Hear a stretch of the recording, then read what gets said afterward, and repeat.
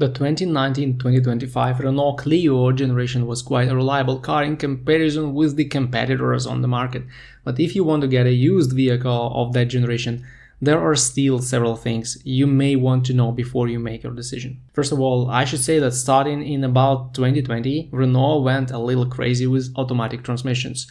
The company virtually stopped using normal conventional transmissions even in high-end cars, and went all in with either initially non-reliable dual-clutch transmissions made by Getrag or with badly tested E-Tech transmissions in hybrid cars that appear to be extremely expensive to repair. And this is exactly the case with the Renault Clio. There was no BJA generation of the Clio with a simple automatic transmission, or at least with a CVT.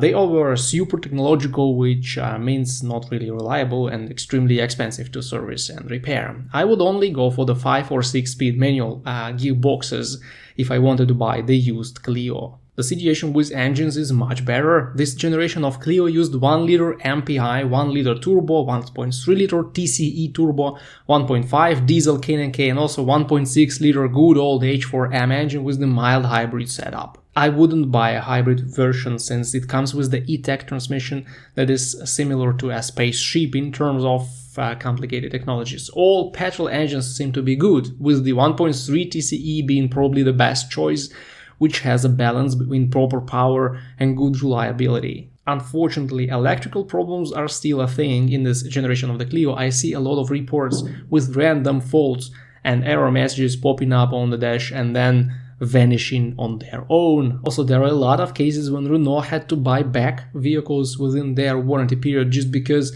the dealerships couldn't fix electrical gremlins and they kept torturing owners. Unfortunately, once the warranty is over, you will be one-on-one with these failures and will have to pay for repairs, which may be quite expensive.